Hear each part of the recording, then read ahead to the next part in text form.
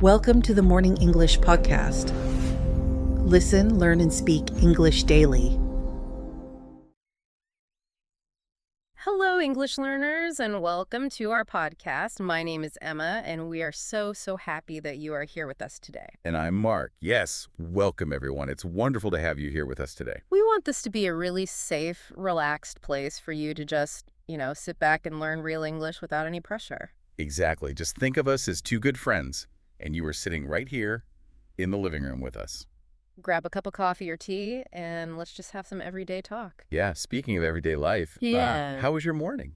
Oh, my goodness. Well, it was a bit messy, actually. I was making coffee, and I completely dropped the sugar bowl on the floor. Oh, no. Glass everywhere. Glass everywhere, sugar all over my shoes.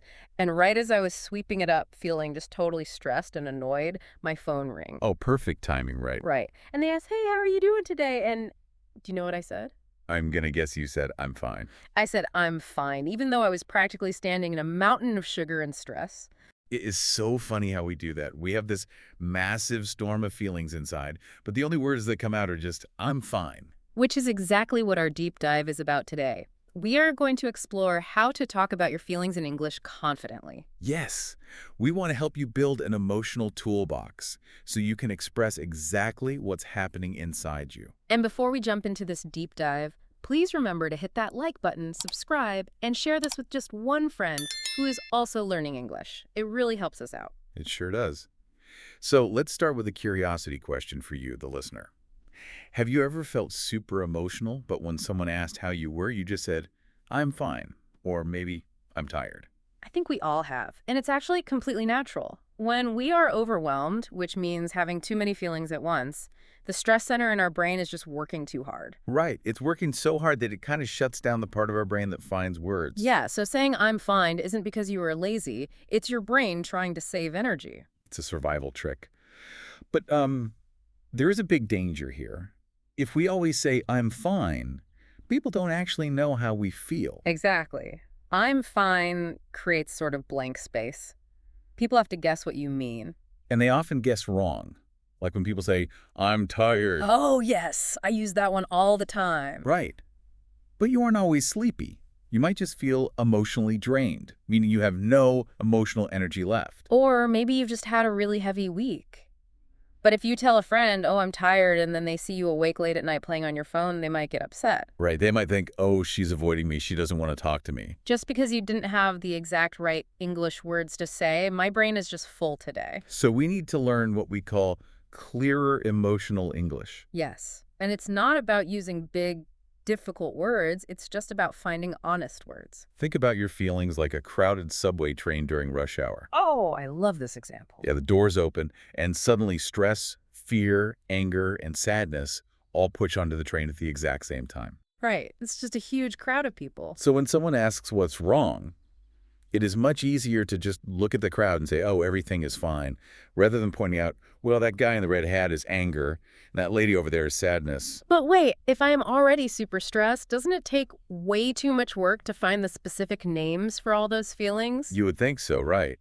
But it actually helps calm you down. Really? How does that work? Well, when you force your brain to find the precise word, like changing, I'm upset to, I feel disappointed, it literally turns down the volume of the stress center in your brain. Oh, wow. So naming the feeling actually relaxes your nervous system. Exactly. You are taking control back. That makes total sense. It's kind of like trying to catch a huge pouring waterfall with a tiny paper cup. A tiny paper cup. I like that. Yeah, the paper cup is the phrase, I'm fine. It just gets destroyed by all that water. But when we learn new words, we build a bigger cup. A much bigger container, yeah. But once we have that bigger cup, we have a new problem. How do we say these feelings out loud without sounding like we were attacking the other person? Ah, yes.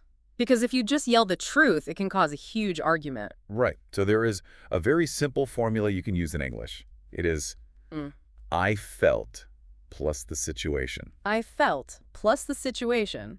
Let's give our listeners an example of how to use this. Okay, imagine you are at work. You share a great idea, and nobody says anything.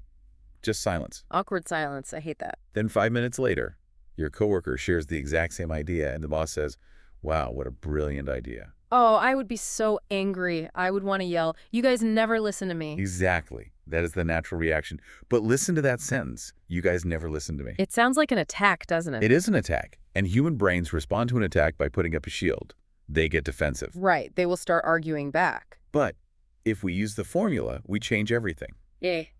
Try saying, Yeah. I felt overlooked when my idea was not acknowledged. I felt overlooked. Overlooked means they didn't notice you, right? Yes. You are explaining your inner feeling, not attacking their personality. So they can't really argue with you because they can't tell you how you felt. Exactly. It lowers the anger in the room and makes the communication so much clearer. But let me ask you something about anger. Because sometimes you are just really, really mad. Sure. And anger feels so urgent. Does saying I felt overlooked make us sound too soft, like we are just giving up? That's a great question. But no, it doesn't mean you were giving up. Think of anger as a big, tough bodyguard. A bodyguard, like someone who protects famous people. Yes. Anger is loud and tough because its job is to protect a much softer feeling hidden underneath. Oh, I see. Like feeling hurt or scared or embarrassed. Exactly. So if someone disrespects you, yelling, "You never respect me," Right. just starts a fight with their bodyguard. It's just two bodyguards yelling at each other. But if you say, "I felt disrespected when I was interrupted," you are still being strong. You are standing up for yourself. But you are showing the real truth beneath the anger. I love that. Try saying that with us, listeners. I felt disrespected. Great job. Now, we've talked about speaking face-to-face, but what happens when we use text messages? Oh, texting is a minefield. It is so easy to misunderstand a text because you can't hear the person's voice or see their face. Right. And there is one text message that is incredibly dangerous. A one-word text, okay, with a period at the end. Oh, just hearing that gives me anxiety. If I send a long, happy message and someone just replies, okay, with a period, I panic. We all do. Our brains naturally assume the worst. We think, are they mad at me? Did I do something wrong? Because there is no warmth in that word, so how do we fix that in English? We have to make our tone very clear. You can't leave it as a mystery. If you get that text, you can reply with, I may be overthinking this, but I felt unsure after your reply. Wow. I may be overthinking this, but I felt unsure. That is very honest. It is, and it stops your brain from worrying. Or, if you are the one sending a short text because you are just super busy at work, you can protect the other person's feelings. Exactly. You just type. My message might sound short, but I'm not angry. Just busy. It takes 2 extra seconds to type, but it saves, 3 days of worrying. Absolutely. Okay. Now, there's another indirect way we mess up our emotions, and that is bottling things up. Bottling things up. That is a great phrase for our learners. It means you hide your feelings deep inside, like putting them in a bottle and closing the lid. Yes. The dangerous cousin of I'm fine is the phrase, no problem. When there actually is a big problem. Exactly. It's like shaking a bottle of soda. Every time you ignore a small annoyance, you shake the bottle. You shake it on Monday when they forget to call. You shake it on Wednesday when they are late. Right. The pressure builds up, and then one day, someone leaves a single dirty cup in the sink. And boom, the bottle explodes. You start yelling about the cup. But it's never really about the cup, is it? No, the poor cup had nothing to do with it. It's about 3 weeks of feeling ignored. So how do we stop the bottle from exploding? We need a way to let the pressure out slowly. And there is a beautiful, gentle English phrase you could use. Are you ready? Yes, let's hear it. It's S. This may sound small, but it stayed with me. This may sound small, but it stayed with me. Oh, that is wonderful. It really works because you are admitting that the thing like a forgotten text message is small. Right, you aren't acting crazy. You know it's a small thing. But you're also saying, hey, the feeling didn't go away. So let's talk about it before it becomes a huge fight. That is such a useful tool for daily life English. Okay, so we know how to explain our feelings now, but communication is a two-way street. It sure is. What happens if I use all these great phrases, I share my feelings clearly, and the other person says, oh, you're just being too sensitive? Oh, that is so frustrating. When someone dismisses you, meaning they act like your feelings don't matter, our first instinct is to get louder. Yeah, we want to yell, it is das, a big deal. But getting louder just makes them put up that defensive shield again. So the rule here is, don't get louder, get clearer. Getting clearer? How do we do that? You use this phrase. I understand you may see it differently, but this is how it felt to me. Wow. Let me repeat that for everyone. I understand you may see it differently, but this is how it felt to me. You aren't arguing about the facts. You are just building a strong wall around your own feelings. You are saying you can't tell me my feelings are wrong. That is very powerful. Now let's flip it around. What if a friend comes to you and they are really sad or stressed out? What do? Oh, my first reaction is always to try and fix it. I instantly want to give them advice and tell them what to do. And that means you become an instant advice machine. An instant advice machine. Yes, that is me. We do it because we care. We want to stop their pain. But giving instant advice actually feels bad to the person hurting. Because it feels like we are rushing them. Yes.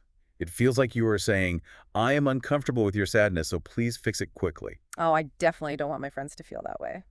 So what should we say instead? You need to validate their feelings first. Validation means showing them that their feelings make sense. So I could say something like, that sounds really heavy. Or, I can see why you are so frustrated. Exactly. And then you ask a very important question. Do you want advice, or do you just want me to listen? Do you want advice, or do you just want me to listen? That gives them the choice. It gives them a safe place just to rest their heavy feelings for a minute. I love that. Now, speaking of sharing heavy feelings, do we have to share our feelings with everyone? Definitely not. Not everyone deserves to know your whole life story. So how do we say no politely in English? We build what we call elegant emotional fences. A fence is like a boundary. Okay, so if a coworker asks why I look sad and I really don't want to tell them, how do I build that fence? You can say, I appreciate you asking, but I'm not ready to talk about it yet. I appreciate you asking, but I'm not ready to talk about it yet. It's polite, but very firm. Right. It closes the door completely, but in a kind way. So we have learned so many tools today. We learned the I felt formula, how to stop the text message panic, letting pressure out of the bottle, and building elegant fences. It's quite a toolbox. It is. But is the goal here to just be perfectly calm forever? Like a robot who never gets angry? Oh, absolutely not. That would just be going back to saying I'm fine all the time. Right, which we know doesn't work. The real goal here is something called composure. Composure, that's a great vocabulary word. What does composure actually mean here? Composure means you still feel the big emotions. You're still angry or sad or hurt. But the emotion is not driving the car. Oh, I like this picture. So where is the emotion? The emotion is sitting in the backseat of the car with a seatbelt on. Ah. So when the emotion is driving the car, you send that terrible text message, or you yell about a cup in the sink. Exactly.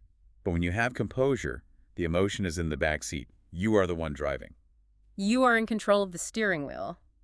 But what do we say if the emotion tries to jump into the front seat? You use phrases that buy you some time to think. Like saying, I need a moment before I respond. Yes. Or my favorite phrase, I'm emotional right now and I don't want to say this badly.